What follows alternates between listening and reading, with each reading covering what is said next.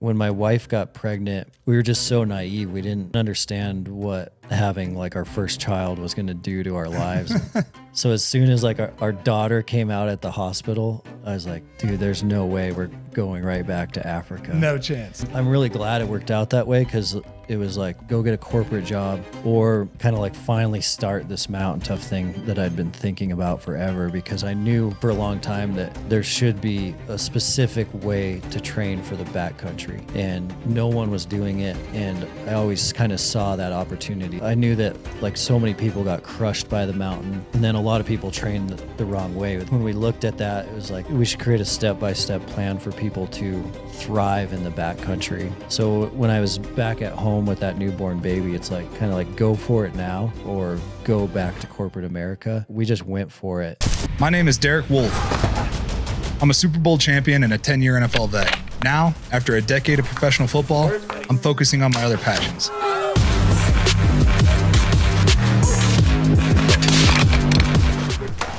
Hi, everybody. Welcome back to the Wolfe Untamed podcast. Today's guest is Dustin Diefenderfer. He's the creator of MTNTOUGH fitness app. It's an app that a lot of hunters use to get in shape for this mountain backpack hunting and backcountry wilderness stuff. And it's really not just for hunters. It's for really anybody that wants to be in shape and work on their mental toughness and work on their physical fitness. So be sure to check this episode out. It's going to be a good one. Really looking forward to it. All right, dude. Well, it was a hell of a journey to get in here from Montana. Where'd you fly out of in Montana? So I flew out of Bozeman. Okay. Do you live near Bozeman, or is it like a drive to get to Bozeman for you? Yeah, so MTNTOUGH's in Bozeman, our testing facility and content facilities all there. My family and we live in Three Forks, so it's like 40 miles west. We push. I think, does Matt Singer live over there? Matt Singer's in Bozeman. Yeah. Yeah. A lot of people moved out to the perimeters just to get a little more space. Yeah. Kind of like here. It's been nice. Yeah. A lot of people moving there. Yeah. Especially since COVID, right? Yeah. Is the state turning blue? Yeah. If you go to like downtown Bozeman, it definitely is not old school Montana anymore. And you got to be careful. Like that will, like, all those people voting the same way will turn the state completely blue. It's what happened in Colorado. It's exactly what happened in Colorado. I mean, Colorado used to be incredibly conservative, like 30 years ago. And then it just kind of kept slipping and slipping and slipping. It gets worse every year too. It's like, they say you can vote yourself into communism and socialism, but you can't vote your way out. Yeah. That's what's happening here. It's bad. 40,000 Venezuelans have come here now. They're like taking over apartment complexes. Jeez. Just taking them over. That's insane. Demanding water and food and all this other. It's just insane what's going on. The amount of money that's being spent on people that aren't even supposed to be over here. So yeah, the open border stuff is a real disaster. Yeah, it's a nightmare. But let's talk about you. Let's talk about MTNTOUGH. Let's talk about you. Because you got a really awesome story. You've had some really cool experiences, and I love the product. I love what you're putting out. I love what you're pushing, and getting people ready for backcountry hunting is like essential. Yeah, because if you go out there and you're not ready, you're fucked. Yeah. You're gonna have a bad time. So yeah. So let's talk about you. Where did you grow up? Like, let's start with that. Yeah, so I grew up in Billings, Montana, a couple hours east of Bozeman, and we were a big outdoor family. My dad came from a family of 9. There was 2 girls, 7 boys, and they grew up in the mountains outside of Sheridan, Wyoming, in the Bighorns. And so growing up with that many uncles, all we did was just fish, backpack, hunt kind of every second we got. And we were doing a lot of horseback trips, a lot of high mountain lakes, a lot of fishing, a lot of fly fishing. And then when I got into kind of that first hunting season as a kid, my dad at that same exact time got into competitive archery. And so when I was 12, I would go meet him every day at the local bow shop, and he was shooting every day at noon. He would take his lunch break from work just to go shoot, and I'd meet him down there. So we kind of started just down this big archery journey. So I was bow hunting, for deer and elk in Montana, like 12, 13, 14. And that became, my big number one passion for a long time was archery, elk, just like bulls screaming in your face. There's nothing like it. It's incredible. Yeah, there's really nothing like it. Yeah, it is. I'm like so excited about it right now because, September 7th is our archery opener this year in Montana. Yeah.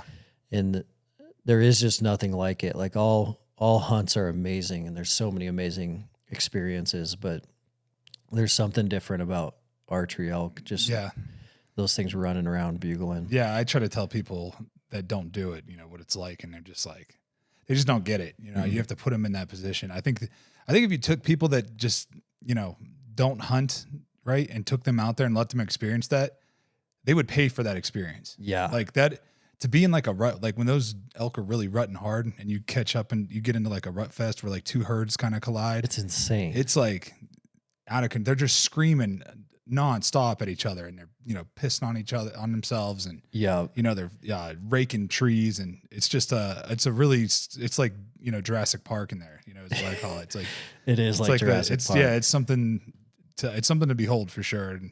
And I love it. So I absolutely love it. So I grew up hunting whitetail. So yeah, I always dreamed of hunting elk. And then finally, when I retired from the NFL, I was able to obviously get into it. Obviously September in the NFL. I'm playing, I'm not hunting elk. Like that's I'm hunting quarterbacks. Yeah. So it was awesome to get that experience. So I understand when you talk about like the passion, and my wife will tell you, she thought, oh, he's going to retire and we're going to get to just hang out all the time now. And then of course I retired and immediately get bit by the elk bug, cause I bow hunted whitetail my entire childhood pretty much, Yeah. I was like, I killed my first deer with a bow when I was 13. So I fell in love with archery. It was the same way. As soon as I picked up a bow and shot it the first time, I was like, oh, this is awesome. Yeah.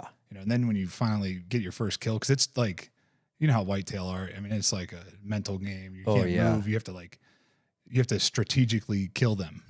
And it is different from elk. You got to be strategic with elk, but like you could just outwork those dumb bulls. Those bulls don't have no clue you're there. Oh, they just come in like drooling. Yeah. And you can catch them doing stupid shit. Like deer, you really aren't going to catch them doing that. You got to trick their dicks or their stomachs. Yeah. It's really how you do it, And it was just always a different style of hunting for me. So getting to hunt elk, I just was like fully like locked in on it. And she was like, what the hell? A whole nother passion. Yeah. What's bad is now I just killed my first mountain goat with a bow. Mm-hmm. And now I'm like addicted to that because that style of hunting is like so physically demanding. Oh, high country. And like the patience that it takes. Yeah. To like keep going and the fortitude it takes to keep going. And then the packing out and like, sleeping on the ground is just, I love it. Like I fell in love with it. I was up in BC. Nice. With Aaron Snyder. And we just like, dude, was that this year or last year? I just got back. Yeah. No way. Yeah. That's awesome. It was incredible. And it was fun. When I talk about being in shape, if I was trying to be like a 300 pounder, strong guy, like just being like a power lifter and, not training for the mountains. Yeah. I would have struggled out there. Oh yeah. But I was able to like enjoy myself because I was in shape for it, because I put myself through the type of training you have to go do that. So that's why I thought it was really cool what you're doing. But all right. So you grew up in Billings, right? And then you started bow hunting when you were like 12, 13. Yeah. That's usually like when guys start, Yeah. So when did you kill your first elk or deer? I killed with a bow. It's pretty funny because I killed my first deer with my bow that 12-year-old year, and it was a doe. But it's like one of my favorite stories ever because they're harder to kill. Yeah, we had They really are.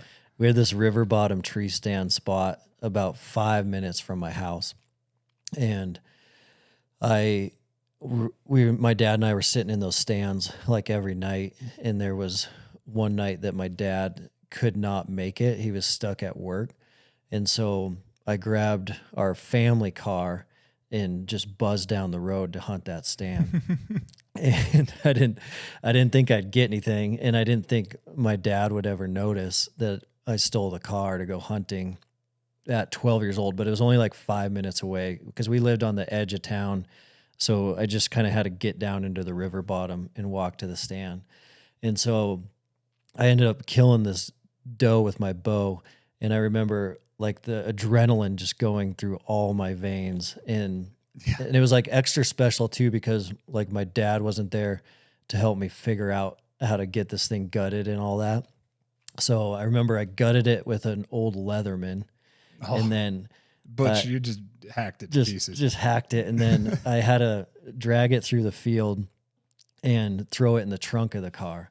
So I just, so I threw it in the trunk, drove back home. And now I'm like, blood all through the back of the trunk. Yeah. And then I'm just sitting in the basement, just waiting for my dad to get home. And he pulls up, and I could not wait to tell him, but I didn't really want to tell him either, 'cause I stole the car. And he knew before he came in the basement to see me, because there was blood dripping out of the trunk of the car. So he like pulls in after work. There's blood dripping out of the trunk, and he like knew instantly what happened. But it was like, it was a pretty incredible, special moment. Like getting an animal with your bow by yourself, like that first time, it was awesome. Yeah, I can relate. It's an awesome feeling. It's funny because like imagine if you lived in like the suburbs and somebody pulled up to your house and you had blood dripping out of the trunk of your car. They'd be like, "What the hell happened here?" You know, it's funny how just different cultures throughout the country we live in. Like guys that live in the suburbs or the city, like it's so foreign to them to see that lifestyle. So it's funny. Talking about different ways people grow up. My daughter's 5, and I was when I was her age, like I would wake up in the morning, and if it wasn't like a school day, I was like outside right away. And I didn't come home till the lights, the street lights came on, or till, it started getting dark. Like that's when I would come home. So it's like, I can't imagine letting her out, run around, even in this like gated community, would not let her run around here. Like, isn't that insane? It's crazy how different it was. Things have changed a lot. It's changed so much. I don't know if it's because there was always sickos, you know what I mean? I think it's just that we see it more in the news. Media. So yeah. But and plus, like, I didn't grow up next to like huge major highways, right? Like nobody was like coming through our town looking for kids to steal to take to Mexico. Or, that just wasn't happening. But right here, like, there are all these major highways, like I-25, 470, I-70, all coming through. I mean, there's just all these major highways that take you all the way across the country that people can jump on, and it's like, it scares you. It makes you nervous. So she better be in arm's reach at all times. So it kind of hinders them though, because we were the same way. You just wake up and grab your bike and be gone. Gone. When we were older, you'd just wake up, grab your dirt bike, go meet up with your buddies all day. Yeah. And that independence taught us so much. You're just independent all day with no parents watching you, figuring out everything on your own. So I worry about my girls with that gone. Even us living in the country now, it's still not the same as when we were a kid, where you're just out. No. But being out, I think, is kind of what made us who we are. Well, everybody's kids, all the kids were out. You know what I mean? Everybody's kids were out. So it's not like now if you send your kid out, they're the only one out. So it's like we run into that for sure. And I think that, there's something to be said about like, I had to move to a lot of different neighborhoods as a kid. So like I'd move to a neighborhood and then I'd have to like go and meet new people. We didn't have like social media, cell phones. Like that wasn't there. So you had to like go out and find a pickup football game or a pickup basketball game, or find people doing shit that I like to do. Yeah. And just kind of jump in, and usually, with boys, it always, your best friends end up with like the guy you fist fought the first day you met him, and then your best friends after that, so it was always like some kind of fight, or something like that, because we'd get too rough, and then, then we're friends. So it was like every neighborhood I moved to, it was kind of that same thing. So, I always tell my wife, I want my kids to grow up in like one community, where they can like build these relationships. Yeah. Because I never had like long lasting relationships, because it was always like, oh, I'll see you, I'm moving, so it was always all over the place. Hey guys, I want to talk to you about one of my favorite sponsors, Juniper Mountain Coffee without compromise. you're getting high quality coffee without the high prices. This is an American company that stands behind their values. They stand behind their coffee. These guys make some of the best coffee I've ever had. It's a coffee I drink every morning. Juniper Mountain Coffee works directly with the farmers, paying fair wages, and that way you have no middleman. There's no BS, no garbage. You're getting high quality products. So go check them out at junipermountaincoffee.com. Did you play sports in high school? I played soccer. Okay. Yeah. But why didn't you play football? You're just not big enough, or was it just like, hey, it's during the fall and I like to hunt? So that was a big part of it. Yeah. Like fall sports, especially since we got into the outdoors at such a young age, were always difficult for me because I always just wanted to dive into hunting season, especially because like it was around 14, 15, we really were chasing elk too. Yeah. So then it's September. So you're like a freshman in high school and it's like, yeah, I'd rather be hunting elk than playing football. Yeah. But it was difficult. I get it. Your point that you brought up around specifically training for that goat hunt is definitely kind of what started leading to the Mountain Tough creation. Because I played soccer and then I went to college in Bozeman. I was a fly fishing guide, so I would guide fly fishing. What is that? That's Montana State? That's Montana State. That's where her dad graduated from. Nice. Bobcats. Yep. Yeah. It's a good place. That's really, I mean, it's awesome. I love Bozeman. I think it's a great place. Yeah.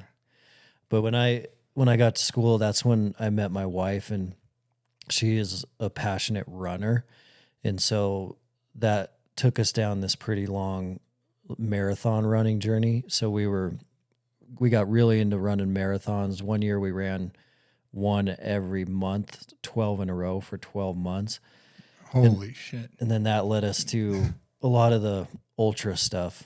And in those days, the ultra stuff was a lot of like 50Ks, 50 milers and 100 milers. And now they've taken it to a whole nother level where now like 100 milers are kind of normal compared to 15 years ago. And now like the new top of the pyramid is like a 250 miler. I just can't. There's things that I'm an athlete, so there's a lot of things that I see and I'm like, oh, I could do that. Yeah. Like most things, probably like 98% of things that I see, I'm like, I could do that. You know, when it comes to like gymnastic stuff and Olympic divers, you know, stuff like, you know, those are things where I'm like, those are things I probably wouldn't be good at. Ultra marathoning is one of those things that when I see it, I'm like, dude, I don't know.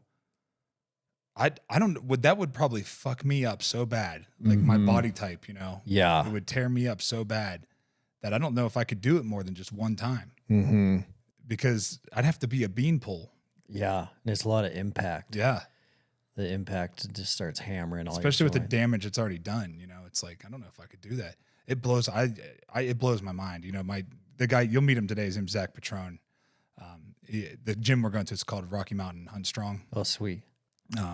Rocky Mountain Strength, but it's like getting people like local guys ready to go hunt, you know? Yeah. Like, and he'll do like workouts out at the range so guys can like bring their bows, guys and gals. There's a lot of women that like to do this stuff now too. So, but yeah, he was like, yeah, dude, I'm doing a 50 miler. And I'm like, what? Why? Why are you doing that? And he's like, I don't know. It's just like he said he told me, he said, after the second mile, your mind goes like to a whole different place. And you're just like, you're just going. He's like, you could just keep going until you have to like talk yourself into like stopping to like rest. Yeah. And eat and drink and take electrolytes and rest your feet. And he's like, 'cause your feet get tore up real bad.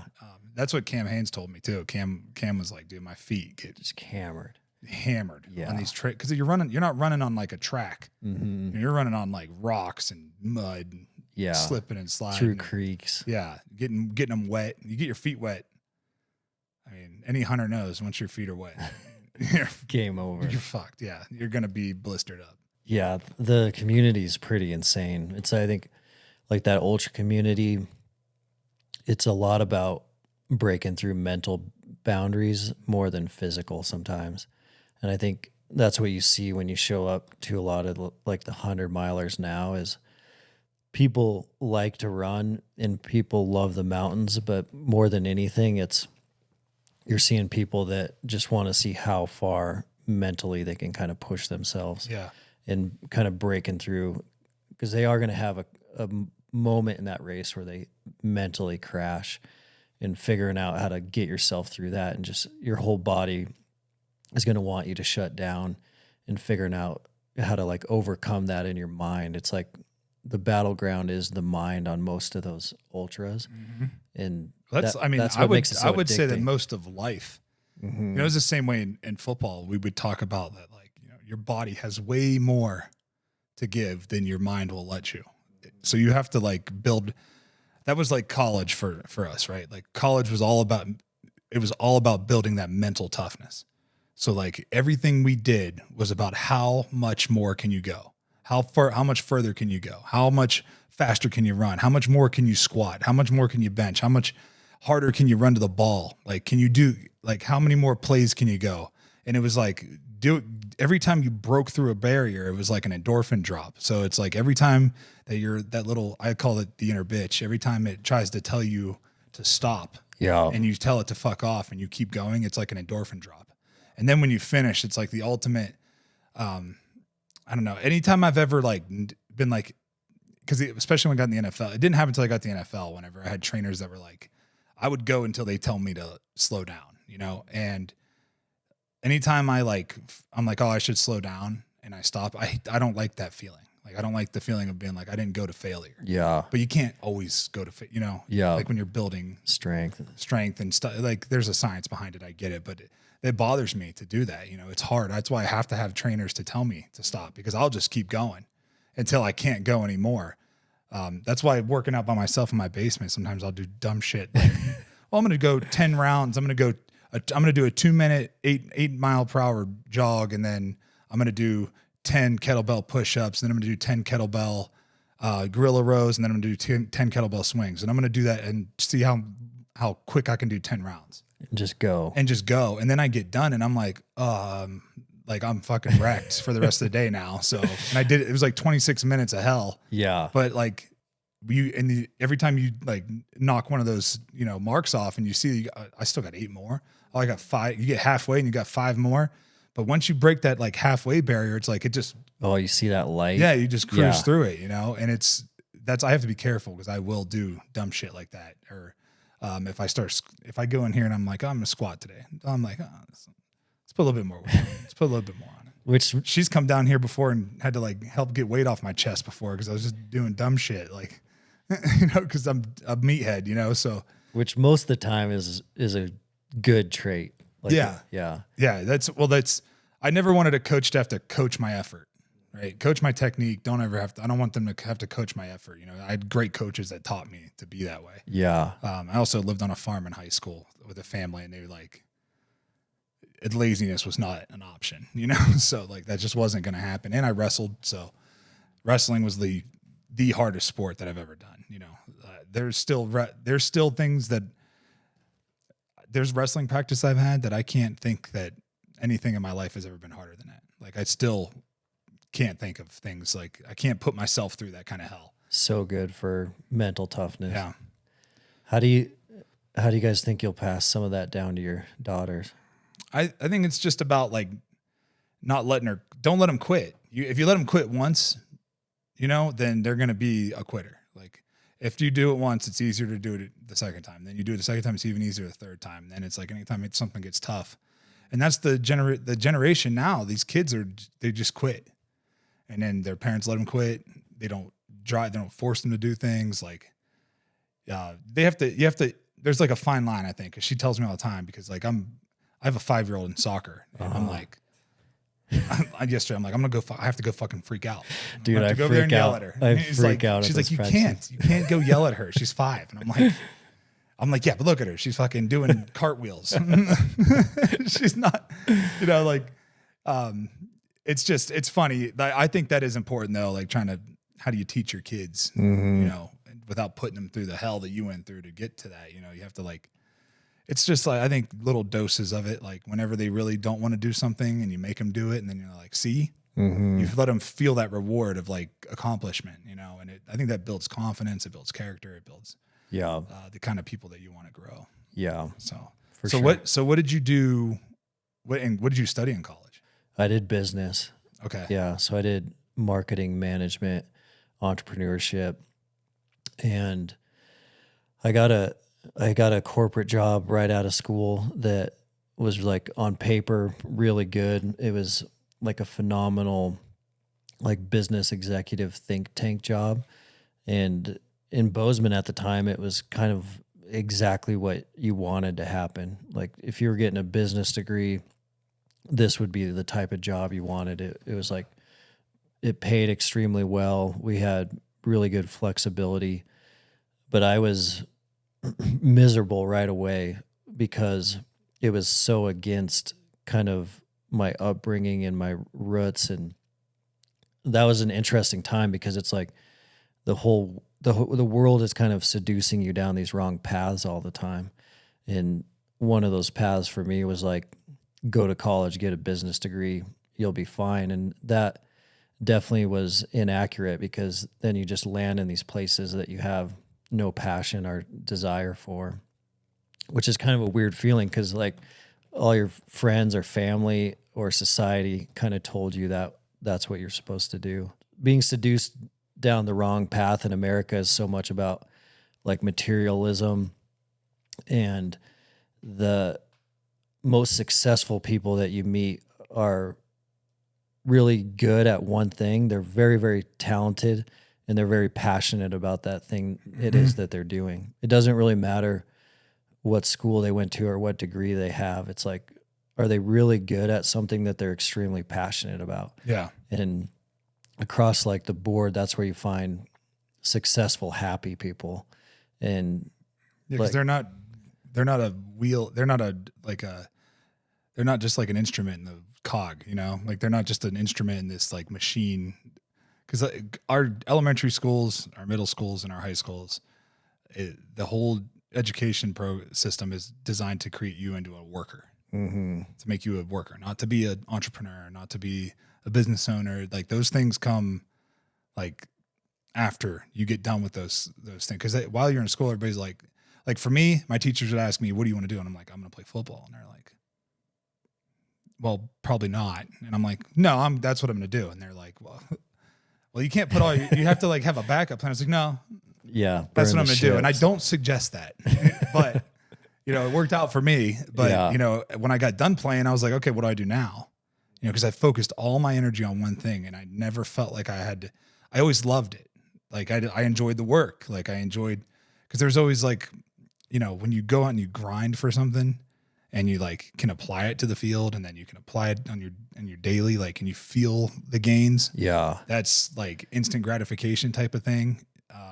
That was always great to me. But being passionate about something and loving what you do, like you never really work a day in your life if you do something you actually love. You know, it's not real work. You're gaining. Yeah, every time. You're not doing it for someone else. You know. So do you think that was like the kind of the way you felt like working because you're working in the business, in the marketing side, so everything you're doing is for someone else's company. Yeah. Yeah. And you're stuck in an office when I used to be stuck in the outdoors, and you're on the phone or on meetings all day when you're not being physically active. And I wanted to be physically active. And so we kind of completely burned the ships and took a 180. And it definitely was probably like the best decision. Did you get married while you were still in school? I got married right out of school. Right out of school? Okay. Yeah. So I met my wife that sophomore year of college, and then we got married right after graduation. Nice. But we ended up, she was kind of in the same boat. So she had a marketing degree and was working for this awesome agency, but she was pretty miserable, even though that was kind of the route she chose to take. And so we both quit. And we went and worked in Uganda for a while. So you said that so nonchalant. Yeah. Yeah, I just went to Uganda. So what made that like, you can't just say like, yeah, we woke up and just picked a spot on a map. Like, what made you pick Uganda? That was pretty insane, actually. So we were kind of feeling that we had to do something different. We didn't have kids at the time, and I was actually driving down a street in Bozeman that I had driven down a million times. And out of the corner of my eye, I looked left and I saw this sign that said Uganda Orphans Fund. And I had driven that street so many times and never seen that sign. But I saw it when we were struggling with all this stuff. And so I like instantly got home. There wasn't smartphones then, so I like had to get home to get to a computer to Google what this thing was. Yeah. Got home, Google Uganda Orphans Fund. And the story on the homepage was like very similar to my story. It was this guy in Bozeman who was a stockbroker and was kind of successful. And then he found out that, so Joseph Kony had came through Uganda, and he's this infamous warlord that is portrayed in a lot of movies because he used child soldiers for a lot of his work. And so he went through Uganda and he massacred like 600,000 people. We haven't even, I think as of today, like we haven't even confirmed his death. Like Obama sent special operations after him, and he ran into the Congo and is like, he's either dead or he's hiding out in the Congo jungle still to this day. Which is crazy. It's insane. I mean, that's places. And it's the Congo is not like hospitable. Yeah. You know? Yeah. The fact that like we don't have a confirmed kill on him is crazy with like what he did. And then there's people that say that like, you know, because the Russians are who told us that Hitler was dead. Right? mm-hmm. But it was because they like blew up the building and they're like, oh, these are his remains. And it's like, well, there's no real proof. Like his DNA is not on any of that stuff. So yeah, he could have made it out of there. Yeah. Yeah, there he is. Kony. Joseph Kony founded the Lord's Resistance Army, a rebel group that abducted and killed thousands of civilians in northern Uganda and across the region. In 2005, the ICC issued arrest warrants against him, but 19 years later, he still remains at large. Kony is suspected of 36 counts of war crimes and crimes against humanity. The crimes were allegedly committed between at least 1st July 2002 and 31st of December 2005 in northern Uganda. Prosecutors filed for a confirmation of charges hearing against Kony in November 2022. According to the prosecutors, Kony is considered a person who cannot be found, and there were reasons to proceed. If a confirmation of charges hearing is decided, Kony will be appointed a legal representation even in his absence. Leon Senyange, SABC News, Kampala, Uganda. Yeah, what's there to contemplate? I know. You know, it's like, that's what's crazy, man. That's how you know it's corrupt. You know, it's just so corrupt. So much corruption. Yeah, there's some, and I bet the CIA was funding that whole thing. So much corruption around it. Like, yeah, it probably were. It's the shit they do. Yeah. So you're like, oh, there's this fucking guy that's creating child soldiers over there, so we should go over there and make a difference. Yeah, it was all from that sign, because I saw that sign, Googled that guy. The guy was like, I was a stockbroker doing some business stuff, really didn't like it, figured out a different way I could go serve. So I emailed him and I was like, hey, can we have coffee? And I went and had coffee with him, and he's like, yeah, he's like, come help us out. And they'd been looking for someone to help the kids with entrepreneurship, because a lot of what he was doing was like rescuing kids out of this Kony civil war. And like half of the kids were orphans, but then half of them, not half, but like 20% were child soldiers themselves that would be rescued out of the Lord's Resistance Army is what it was called. And so we have like video, like there's video testimony from the kids where Kony's troops would come into their village and they would ask the kids if they would fight for the LRA. And then if a kid said no, they would just shoot him with a revolver right in the head. And so there was a kid named David there. His brother said no. He shot his brother directly next to him and then just moves the gun over. And he's like, will you join us? So of course he said yes, because he just saw his brother. And then like 2 days later, they actually sent him into a village, and he like murdered like 6 people with a machete. and he's like a 12 or 13 That's year old. Insane. And I mean, that happens a lot over there. It's a lot. Yeah, it's a whole different world.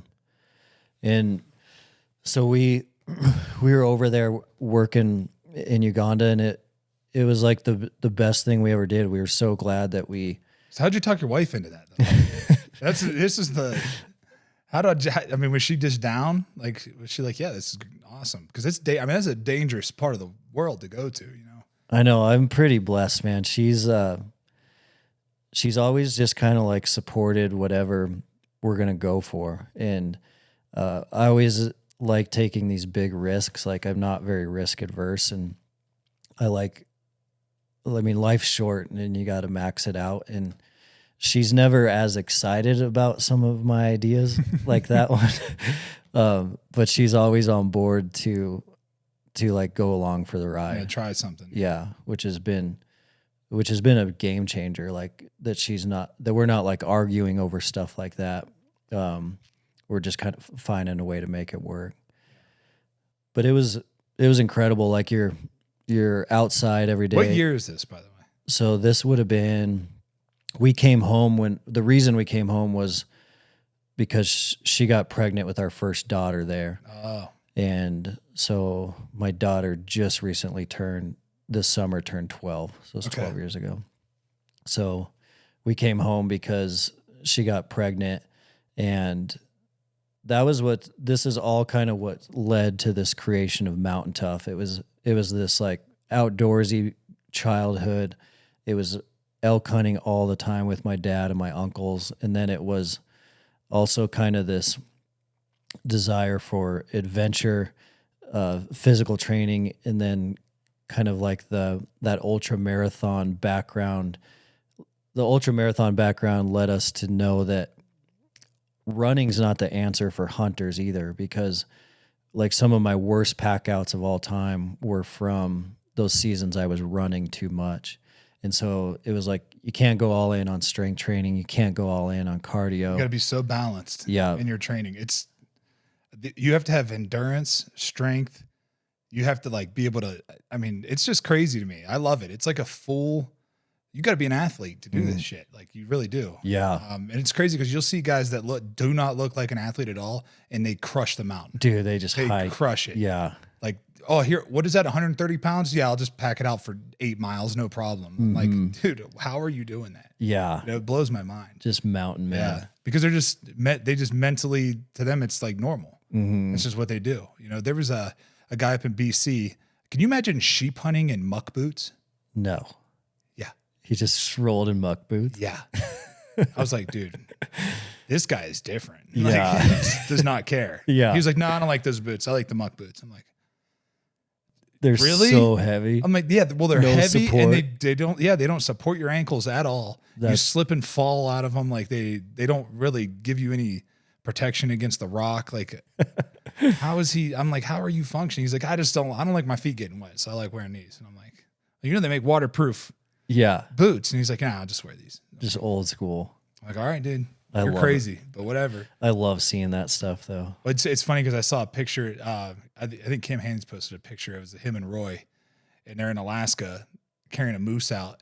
And Cam's got like all his Under Armour gear on and good boots on. And then there's Roy, and he's wearing like some like shitty old like that old gear, like dude. something he found at like Army Navy store, you know. And then he's got like a stick as his trekking pole, you know. It's like pack is like all put together, and it's just like that guy, like Cam to talk about that guy like he does, you know, he must have been just a bad dude, you know, like it's just incredible how some of these guys how they're able to just go like we need all this shit to go out there, you know, and function, and they're just like, yeah, just give me a tarp and you know, some water tablets and I'll be good. It's just guys that are out there all the time. Yeah. You have to get used to it, man. It's something you have to like get used to. It's not for everybody either. Yeah. You know, but once you experience it and you feel the seclusion. Like I think we were 350 miles from a road. Jeez. So it's like there's nobody coming to help you. So no one's coming. You have to like every step matters. Like when you're on those steep mountains, like you got to be careful. So it's like, but you can't let fear drive it. You have to just be like, I got to stay focused and do it. You know, I got 100 and something pounds on my back, packing an animal out. I got to be on top of it because that weight shifts the wrong way and I go tumbling down this mountain. They're not carrying me out of here. Like they're just not going to be able to, you know? So, all right, guys, I want to talk to you about a product that I've been using for a long time, over a decade. When I was playing football, one of my main staples in my diet was bison. I got my bison from Great Range Premium Bison. They make some of the finest cuts of bison you can get. These guys have ribeyes, ground beef, all the steaks that you want. My favorite part about Great Range is that you don't have to worry about antibiotics or growth hormones in their meats. Great Range Premium Bison is a family-owned company providing bison meat from family-owned ranches around the country. So please go check out greatrangebison.com. So when you were over in Uganda, what would you say like your daily would look? What was your daily like routine over there? Like what did that look like? Yeah, mostly like we basically had a campus where we were taking care of 240 kids. So there was that's a lot of kids. I mean, how many people were with you? The staff was like, it was just my wife and I, and then the staff was probably 12 to 15. And so it was a campus of infants up to kind of that freshman year of high school age that had all kind of been displaced by that war. And a big part of my day-to-day was kind of helping the kids with those micro business ideas, because that was part of this Bozeman guy's plan, was like, how can he create future leaders of Uganda that can go out and independently create their own life? So we like dug this big tilapia pond and raised tilapia so that the kids could learn how to raise them and sell them as like a fish business. And then we built this big chicken operation so that the kids could sell eggs and have an egg business. And then we had like a pineapple farm for a pineapple business. So it was awesome. It was like farming all day, but you're trying to like teach the kids the whole business side of it. And then it's just 24/7 adventure over there. Like you never know what's going to happen. There's always some weird corruption thing you have to deal with every day, where like some local government person will come try to like shake you down for something, and you got to figure out how to get out of all that. So like every day was like, you just didn't know what it was going to bring. It's crazy how Africa has the natural resources they have there. Insane. They could be a world power, but they have never been able to have a functioning government. Yeah. Like it's never happened.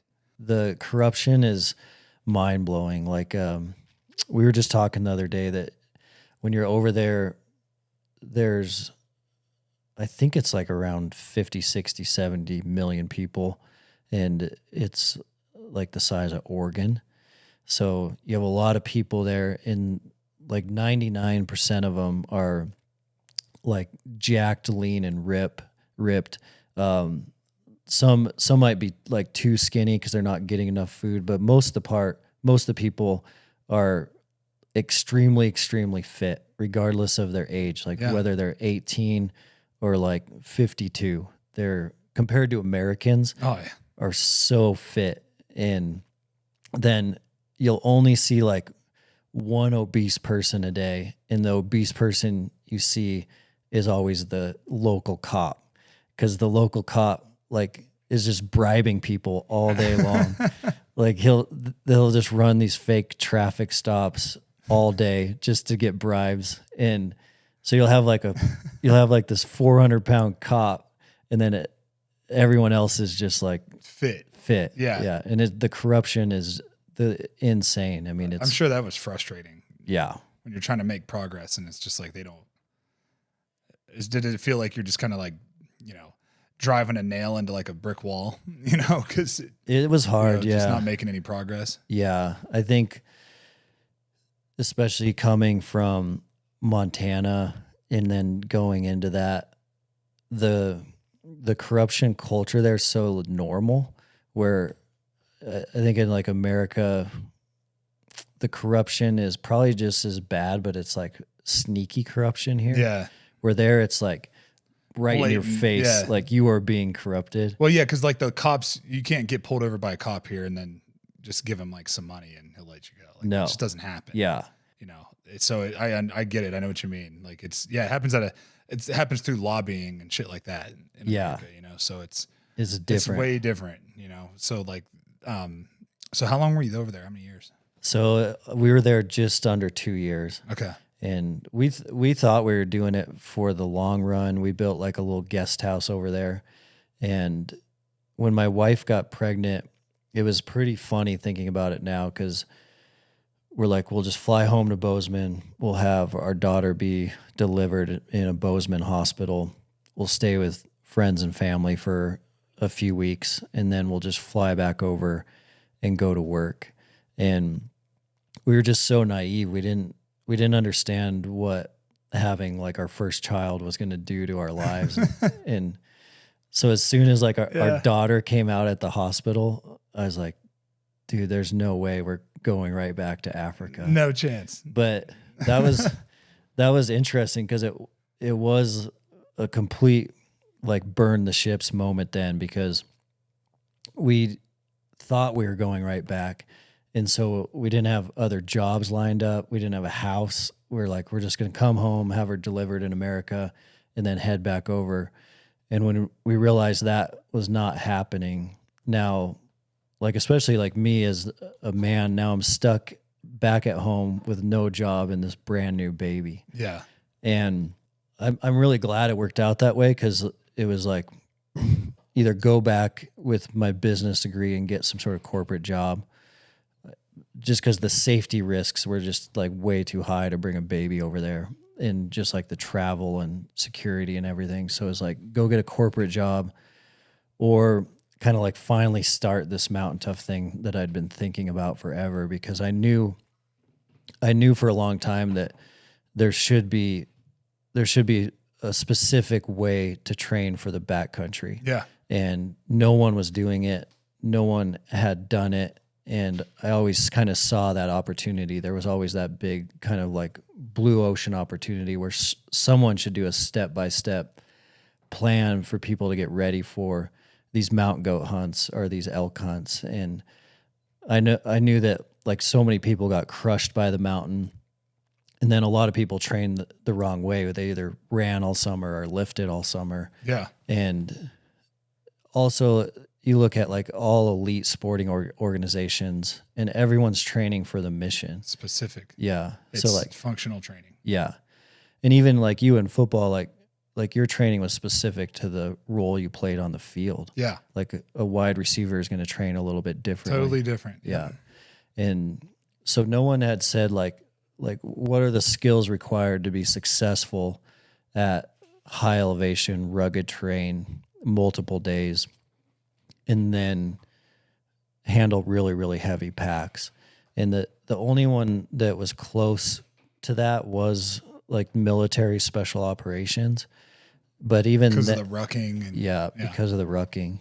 But even them, like, they're doing a little bit of this, but they're not doing with like Black Hawk helicopters and stuff. They're not doing a lot of like, oh, we're going to ruck in for 7 days, hit a target, and then ruck out. It's a lot more these days. Like, we're going to land, sprint 100 yards, hit a target, and then get out. And so when we looked at that, it was like, man, we should create a step-by-step plan for people to thrive in the backcountry. And so when I was back at home with that newborn baby, it's like kind of like go for it now, because there's like no strings attached to our life, or go back to corporate America. And we just kind of went for it. Which is, you didn't come from like I know you guys ran and everything, but you didn't come from like a fitness background. Like, you're not a strength coach or like, like that wasn't ever so how did you go to like, did you take any schooling, any classes? Like, what did you do to like figure out how do I put programs together that make sense? Yep. Like, how did you figure that out? You know what I mean? Or was it just like trial and error? Did you do it yourself? Just you put yourself through those workouts and then go hike that season and be like, oh, that worked. Yeah. A big part of it was the team we created. So it started really bootstrappy, like American Dream bootstrap. Like, our friend created the logo. I took the logo and I put it on a flyer, and it's the same original logo we have today, and it said Mountain Tough, looking to train backcountry hunters, and it was old school flyer where you like tear off the phone number on the bottom. Yeah. And I hung it at the bow shop, the local bow shop in Bozeman, Big Sky Archery, and 3 guys called. And I started training them in the park behind our house. So I was just training them. It was like pull-ups on the monkey bars and lunges across the soccer field. And at that moment, everything I was doing came from my experience as shit that you're dealing with out there. Yeah. What like, muscle groups are like if anybody's had elk hunted, not on a private ranch and had to go out and like really hike 10, 12 miles in a day, knows what is hurting. Yeah. Your hips and your quads. Yeah. You're going to want to do some lunges. Yeah. So that was like the original creation was I was doing all these park sessions, and the park sessions went from 3 guys to like a 20-person morning class. And then I would have like a morning class, a noon class, and an evening class. And then I did go and get certified. So I went and got, my NASM certification and as like a personal trainer. Yeah. But it was really the team we created originally. I knew that to be successful as a backcountry hunter, the most important thing was their mental toughness. Yep. And so one of the first guys we hired was a ranger that was a lieutenant colonel, had been in the ranger community for 21 years. And then I went and hired another military guy that had just gotten home from the SEAL teams. So he did 9 years at SEAL Team 5. That's perfect. And then the perfect little crew. We built a really cool team. Yeah. So you got a ranger, a SEAL, and then what was the third one? He was like the local legend trainer. So he was the local legend in Bozeman that like my whole life growing up, you knew that like if someone was going to go climb K2 or if someone was doing an Everest expedition, like this was the guy you'd go see. But it's cool that he wasn't a hater about it. Yeah. And actually was like on board with what you had going. That was amazing. Because a lot of times what happens is you get he's like, oh, he's taking my clients, you know, and then he's a hater. Now you're like, it's like, dude, we could work together. And it's pretty amazing how that worked out. So we had my hunting experience, and then we had his training experience, and then we had the military experience. And that's when because the first year was the park sessions, and then I built the team. And then when we built the team, we said, all right, let's take a hunting specific program online. How much were you charging people per class? For the park? Yeah. Oh, it was cheap, man. It was like, I don't know, like $20 a class or less or something. Yeah. That's something affordable. Yeah. Yeah. The park sessions were fun. Yeah. Oh yeah. I bet those were fun. I mean, you don't have to, what kind of equipment would you bring out there? Well, at first it was like no equipment. Yeah. Because we just got home. Did you have people bring like their bow or their whatever? We had them bring in their packs. Okay. Yeah. And then I started buying like a bunch of gear, and I'd throw it in the back of my truck with like dumbbells and stuff like that. And then we bought like a E350 like sportsmobile type van for a while, and then we put the Mountain Tough logo on the side of it. So I'd show up to the park in the van, and we'd like dump all the equipment out and run the park sessions. That's pretty cool. It was cool. Yeah. But that's really cool. When we built the team, we're like, let's build a step-by-step 16-week plan to get someone ready for high elevation, rugged terrain. And then our ethos was like, we're never going to put something out that we haven't tested ourselves. So with that core original team, we built the very first version of Mountain Tough Backcountry Hunter preseason prep. And for some reason, I knew on day one that I needed to scale Mountain Tough globally. I didn't want it just to be a Bozeman gym. I wanted it to be like accessible to anyone in the world. And so we built that original program and we put it online. So it was a video-based program you could buy that would train you for 16 weeks. But we didn't have any other programs at that point. We didn't have an app or anything. And that first, just a website. And that first program, that one really did explode. That one, it was kind of like the whole, hunting community, the backcountry hunting community, was kind of sitting there waiting for something like that to exist. It's kind of like they knew they should train a little differently, or they knew that they should not just be doing cardio or strength, but no one had ever said like, oh, here's exactly what you should do every single day, all summer, to be better prepared.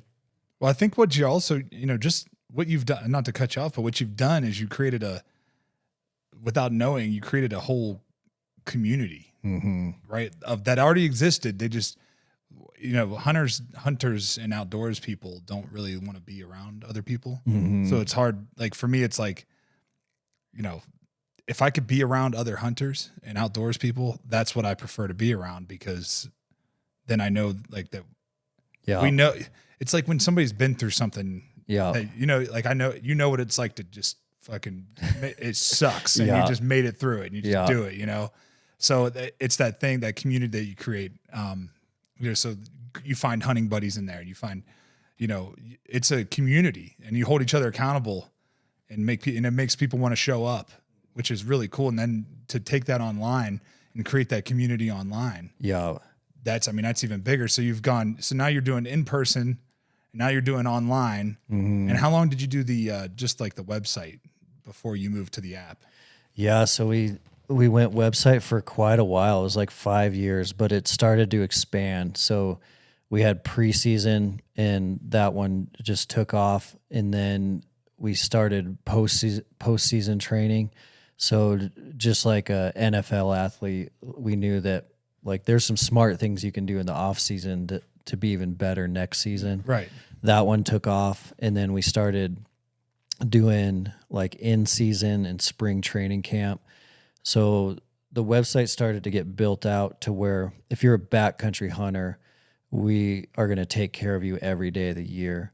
And that community continued to grow and grow. And then COVID hit. And when COVID hit, all of our customers started calling us and saying like, this is great, but now I have no gear. What should I do? And so that took us down like a whole nother lane of like minimal gear training, no gear training, body weight training, pack training, weight vest training. Which is great, because not everybody can afford gear, a gym, to go to a good gym. You know what I mean? When we were growing up, it was pretty rare to see someone with like a sweet home gym. Yeah. And now, oh fuck yeah, it was not. Yeah. I knew like one person that had I know two, but it was like one had like actual weights. The other one was just like pull-up bars and shit like that. Yeah. Like nobody had it. I remember it was like 1 out of 20 dads growing up would have like the Bowflex machine. Oh yeah. Those things are garbage too. Not the shit on Bowflex, but those things suck. They're so bad. Yeah. So COVID, I think everyone started going to train at home, and they had no gear. And then after COVID, people are like, I kind of like working out at home. I like cutting my gym membership, or I like not having to drive to the gym. It's better for my schedule. I can hang out with my kids. And so that shifted our business a bunch too, because for 6 years, it was definitely like barbell squat rack focused. And then COVID shifted our business to, it's about 50% minimal gear people now. So 50% minimal gear, 50% full gear. And then most people now are just bouncing around through busy lifestyles. So they're traveling, they don't have gear. They're back home, they have gear. And that community just kept building and building and building. And we were just building products that our community was asking for. Yeah. And it was 2021 where we went full native app, and that really significantly changed the game for us, because native app, so like native in the iOS store, Android, all your smart TV streaming platforms, it opened us up globally to a lot more eyeballs. So there's like New Zealand backcountry hunters, Australians, a ton of Europeans, a ton of like guys hunting the backcountry of Mexico. It opened us up to all these people that normally those Baja guys. Yeah. That's some rough country down rough there, man. sheep country. Yeah, that shit is awful. Yeah. So the app completely changed the game. Not only did it open us up to all those people, but it also, we switched the business to subscription, like those old programs you'd buy, like Mountain Tough preseason prep, $300 lifetime access.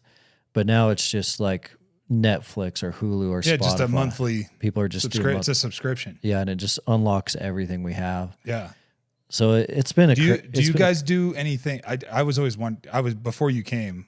After we did our podcast, I was like, man, I wonder if he ever does like a hey train, like we can do like a virtual training session where it's like, I'm going to do this workout, see if you can fucking beat me, you know? Yeah. Like I've never done it before. You're doing it with me for the first time. Like, and we schedule it. Yeah. And it's all on Zoom. And it's like, you just need a TV or a phone everybody has a phone access, right? So everybody sets their shit up and we just fucking get after it together, you know? Like, do you ever do anything like that? We haven't done that yet. Like we haven't gone to the level of live training. But what is it called? What is that fucking bike called? Peloton. Yeah. I'm not promoting Peloton because they're fucking woke, but yeah. But Peloton, like they've figured it out where they have like their spin trainers and think about that. Like you can't fucking get on a bike and figure out how to like make yourself tired. You know what I mean? So this is like, to me, I think that would work. I think that it wouldn't be something I'd want to do all the time, but like if you want to do something like that, I'm down. Yeah. That'd be fun. Yeah. And I don't know. We'll see what people think about that. We'll maybe do like a little poll for sure on Instagram or something, see what people think. Hey everybody, this episode is brought to you by Black Buffalo. Black Buffalo's nicotine pouches do not contain tobacco leaf or stem. What they do contain is a ton of flavor, and they're packed with pharmaceutical grade nicotine. The magic of Black Buffalo is they discovered a way to make cured edible green leaves behave like the texture of tobacco. And they add food-grade ingredients for industry-classic flavors. You're in good company if you roam with the Black Buffalo herd. The business was built by dippers with decades of smokeless tobacco use. They manufacture their tobacco alternatives with respect for those products that came before them. Bold flavors, full pouches, metal lids, and a brand that stands for something: American. Their products are also proudly endorsed by brand ambassadors such as MMA Hall of Famer Cowboy Cerrone, NASCAR champion Brian Blaney, rising country star Larry Fleet, and Rob O'Neill, former U.S. Navy SEAL Team 6. So if you're 21 and older and you consume nicotine or tobacco and you want to join the Black Buffalo herd, head over to blackbuffalo.com to learn more. You can order nicotine pouches online, and they ship directly to most states. Or you can check out their store locator to purchase pouches at thousands of retail locations around the country. Black Buffalo, an American brand, pouches worth respect. We did something really similar that is definitely our most popular product now. We do dailies, so it's like a minimal gear daily, full gear daily, and so we film those every 24 hours, and then they expire every 24 hours. So it's really close now to like that Peloton type experience for a backcountry hunter, because that's a big part of it. Is like if you go to a great class, like at your great local gym, part of it is seeing everyone. You also can benchmark and compete with people. And then you also know that if you miss that class, you don't even know what like the gang did yesterday. Yeah. And so we did that same thing in the app where like today there's a brand new minimal gear daily workout for the backcountry hunter. There's thousands and thousands of people that are going to do that today and talk about it so that a community's there. But then if you miss it, like you don't even know what everyone did yesterday. So it creates kind of that class experience. Yeah. But then there's two athletes there. There's a coach and then two athletes. So when you hit play on the TV or on your phone, the coach is coaching you, but there's two athletes you're compeing with the whole time. And you can see what the movement looks like. You can see it. Yeah. It just, which I think is big, you know. Sometimes I'll have, before I started doing like the, you know, because I always trained a certain way, and then I started doing like HIIT workouts. Yeah.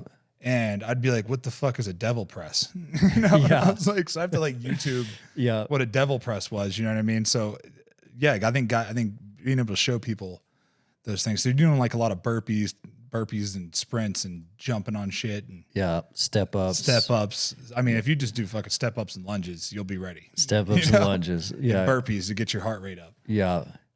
How did you feel in BC? Awesome.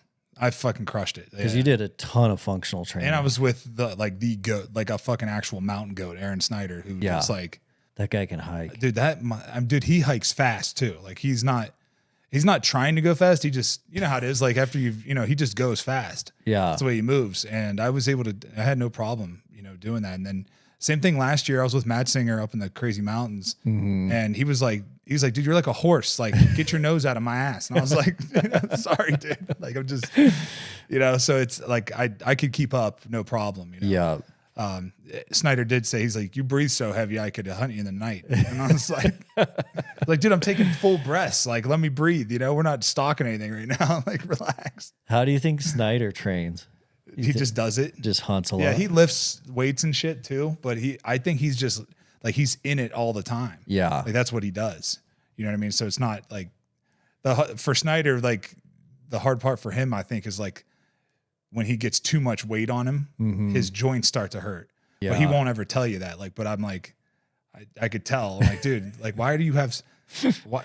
He's like, no, I'll take it. It's fine. I'm like, dude, like, just put it in my pack. He's like, no, I got it. It's fine. Yeah. You have 130 pounds on your back. What are you talking about? Stubborn. But he is. Yeah, he's stubborn. But he is like, dude, that guy. You want to talk about somebody you can learn some shit from? Like that dude is the guy. Awesome to be around.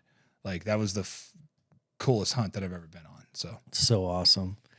Yeah, I was talking to Adam Foss yesterday. He's a big I know backcountry sheep hunter, archery, and it's so true. But we were talking about like hunting and the mindset and mental toughness, and for him, he's like, man, it's hard, but it's not something I think about being extremely hard for me, because he's like, we've been bow hunting sheep with my dad since we were like 11. Yeah. And he's like, it's kind of it's like that 10,000 hour rule or that 10-year rule of like doing the same thing for 10 years. If you played the banjo every day for 10 years, then you'd be pretty good at the banjo. Yeah. But yeah, we used to say the same thing about like a pass rush move. You got to do it 10,000 times for it to be muscle memory, just so you just do it. Yeah. And that's how like Snyder is, that's how Foss is, where like it's still hard and they're still in the backcountry, but it's different for them because they've spent so many hours in that element for decades and decades. And yeah, the mental toughness was built at a young age. Yeah. Doing that, so, and it's a whole different type of mental toughness. They were talking about a guy that came up there on a sheep hunt or a goat hunt or something, and he played in the NFL. I'm not gonna say his name or anything, but he was like he shouldn't have a problem up there. And they said he started crying. Dang. Like he couldn't do it. He was like, I can't go anymore. Crazy. Crying. And I was like, wow. Yeah. But I've seen it, and I've seen it with guys that that have come hunt. I have guys all the time from like my hometown in Ohio. They'll be like, oh, I want to come hunt with you. And I'm like, dude, you're not you're gonna hate this. You're gonna drink Michelob Ultra all day. Like you're gonna hate this. Yeah. So it's not for everybody, right? But it's the few that like it's growing, right? Yeah. That like fitness and hunting community is like growing every day. It's growing. More and more people are getting behind it. Dan Stanton, who pushes it heavy. Yep. You got Cam, who pushes it heavy. First Form, outdoors, like those, guys are pushing heavy, and then you got Mountain Tough. Like that is, that could be Mountain Tough is the binder that brings it all together. That's what I like, because, like I'm not going to go run 100 miles. Yeah. I'm not doing that, right? And that's not going to make me better. That's not going to make me a better hunter. Right? It won't. Yeah. But what will make me a better hunter is, making it suck, pushing through that suck. But at the same time, I'm doing something functional for what I'm going to be doing. Right. Exactly. I'm not just like walking up a hill, yeah, until I can't fucking go anymore. Right. I'm like doing something functional and fun and competitive. Yeah. So that's what I think that you guys have done. That's like so much cooler than everybody else. What is the what is the future for you guys? Like, what is like the next big step?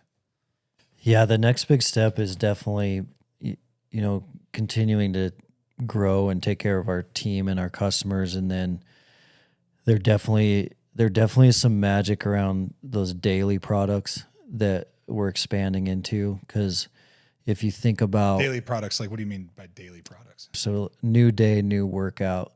So you'll have the minimal gear daily, and then you have gym daily, and then the mobility daily. So like the gym daily is perfect for anyone that has like a robust home gym or someone who's just taken the app into their local gym. Yeah. And then the minimal gear is someone who doesn't have a robust gym that's training at home. And the big thing about these is like, so this is going to be fully coached and it's going to be tailored for the backcountry hunter. There'll be 2 athletes that you're competing with or benchmarking off of. Life is hard. It's tainted by malevolence and betrayal. That can make you bitter. You need a meaning to offset that. Where's the meaning to be found? Not in rights, not in impulsive pleasure, but in responsibility. You take responsibility for yourself. So you take care of yourself. If you're good at it, you have some excess left over to take care of your damn family. Those are heavy burdens. You pick up the burdens and find that's meaningful. And so that meaning is in the continual self-transcendence. That's letting your old self die and the new self be reborn.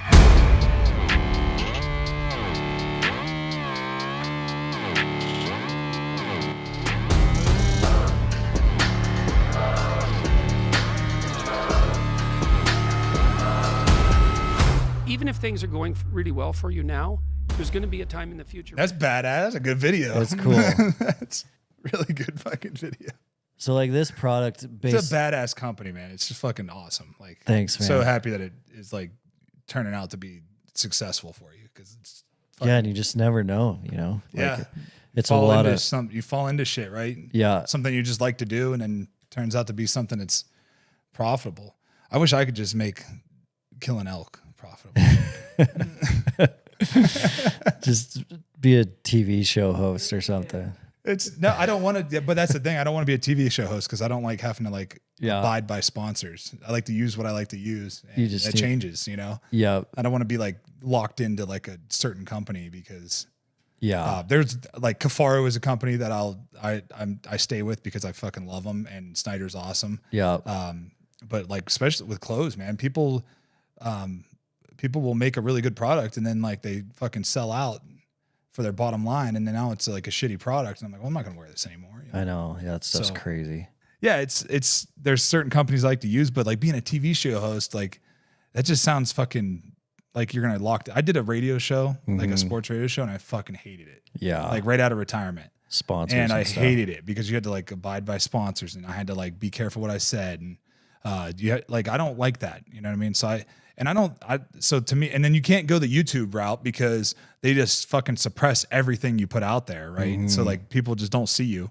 Like even on Instagram, like you'd think I'd have a lot more followers than I do, but it's because you have to search my entire fucking name, not just my name. I used to search the entire, what do you call it? Username. It's just blacklisted. Yeah, because they're like, oh, this guy is a conservative. He likes to hunt. And he's masculine. No. But if I cut my dick off and, had an inverted pussy, they would fucking love to have me. It's crazy. Isn't that crazy, the world we live in? Like that pisses me off because like, I care about this shit and I put my heart into it and try to put a good product out there for people. Like I spend good money on production for people to see what I'm putting out there, and the fact that they don't get to see it because it's just not in front of them. Yeah. Because YouTube would rather push fucking Mr. Beast and his creepos. Yeah.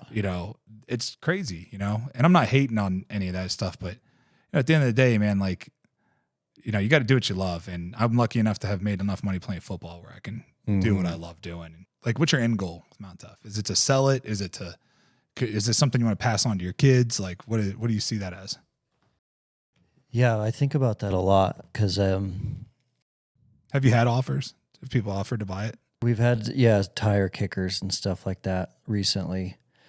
And we definitely have a goal to change 100,000 lives. So there's there's around 20,000 hunters in the app every day right now. And I used to have this number of like, I want to use Mountain Tough to help like equip and change 100,000 lives. And Mountain Tough is primarily men. We have a lot of badass women in their training, but we've always marketed like more specifically to men. Our brand has been a little bit more focused that way from a marketing perspective. And because of that, it's attracted like these really unique people, because the people that are doing Mountain Tough are so special for a couple reasons. One reason is in the beginning, we decided to not only train people, but also train them super holistically. So the other parts of the app there is like a whole mental section, like mental toughness, mindset. There's like special operations mindset training in there that doesn't even involve the workout, just so people can understand how to overcome adversity, deal with pain, accomplish their goals. So like world-class mindset curriculum is in there that's not even included in their workout. And so it's just like an extra. Yeah. So there's a lot of holistic stuff going on where we're training them physically, mentally, spiritually, nutritionally. It's a complete wellness app for that the person who wants to live that lifestyle. Yeah, and that's what happens. It turns in for so many mountain toughers, it turns into a lifestyle, like their identity. Yeah. It's definitely strongly tied to their identity, and it's creating some really amazing humans, like humans that are resilient. Yeah, they're super resilient. They're training alone in their basement. You know, they're not going to a gym and seeing that community. They're choosing to push themselves to the max in their basement by themselves. So it is kind of like self-selecting a unique breed of people. Yeah. And then that breed is just sharpening and sharpening and sharpening. So that movement, it became like a movement, which is really, you know, something we never thought would happen in the beginning. Right. But how many users do you guys have now? It's like how many subscribers? Like it's right around 20,000. That's fucking, yeah. It's a lot of people. Just all over the globe. Yeah.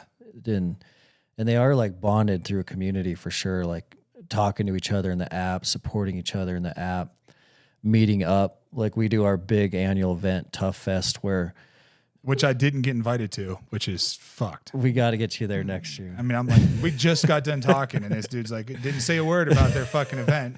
Would have loved to gone to that. Drop the ball on that one. I would have came. We'll get you up there next year.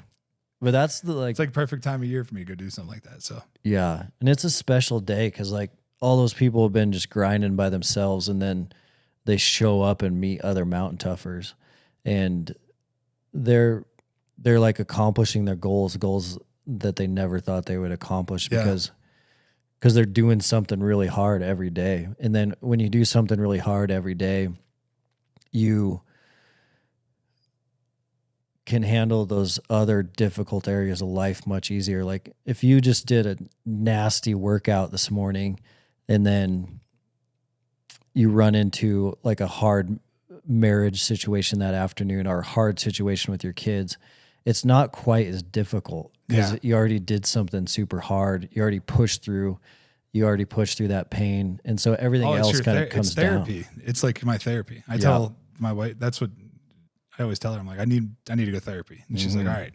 Oh yeah. Come down here and suffer. It works. Yeah. And it does. It works. You come out of it, you know, it creates gratitude. It creates like, cause it releases serotonin. So like your patience for me, like patience with just like whining and kids that just like, you know what I mean? Like your kids just fucking whine and beg and ask for shit. Like it's always something. And being able to be patient through that and like, not just be like, no, just no, shut the fuck up. You know? Like, that's how I was talked to as a kid. And it didn't like, I was just like, all right, whatever. Like I'll just, you know, just like find something else to do. But, gives you that patience. It gives you that patience to like really explain to your kids, like why it's a no. why I don't want you to do this or why you're not going to be doing that, So I think that's important in life. So, man, I love what you're doing. Thanks, man. I'm excited. We're going to go train right now. So I'm excited to go do that. And shit, hopefully we can do something cool together later. I think we should do something like that and see what it does, or at least ask and see if people are interested, because I'd be down to do it. So we should. Oh, we should totally do that. I think it'd be fun. Yeah, try to compete with different people live. On a mountain. And I try, it might not work though, because like I try to get people to come train with me at my gym, and I think people are intimidated. Yeah, you know what I mean. But if they would train with me, they'd see that like I'm not what they think it is. Like I'm in there fucking suffering too. Just because you can't do the same weight as I'm doing, like doesn't mean it still hurts. It still fucking sucks. Like I'm gonna make it suck for me too. Like, and I'm not gonna judge you on what kind of weight you can do or what kind of shape you're in. Like I could care less. It's not what it's about. Like the fact that you're just coming and showing up is what matters. So I thought more people would want to do it, and like I think it was the timing too, because I don't have a job, so I just could train whenever, So random times. I'm like, hey, 10 a.m. during the day, during the week. They're like, what? No, I have to work, and I'm like, oh, well, too bad for you. Yeah, they're like, can you do like 5 a.m.? I'm like, no, I got to get my kids to school. So I get it, but that's a good idea though. It'd be cool to try that digitally. Yeah, to see what people do. See if they like it. Appreciate you coming. Appreciate you. It's a great episode, man. Congratulations on all your success. I hope it just keeps going to the fucking moon, and anything I can do to help promote that, I'm down. Thanks, man. Yeah, I appreciate you having me down. Yep, absolutely, brother. All right. Thanks for listening to the Wolfe Untamed podcast. Be sure to check me out on Instagram, DerekWolf_95. Check out the Wolfe Untamed podcast on YouTube. You can listen on all the other platforms, as well as DerekWolf.com.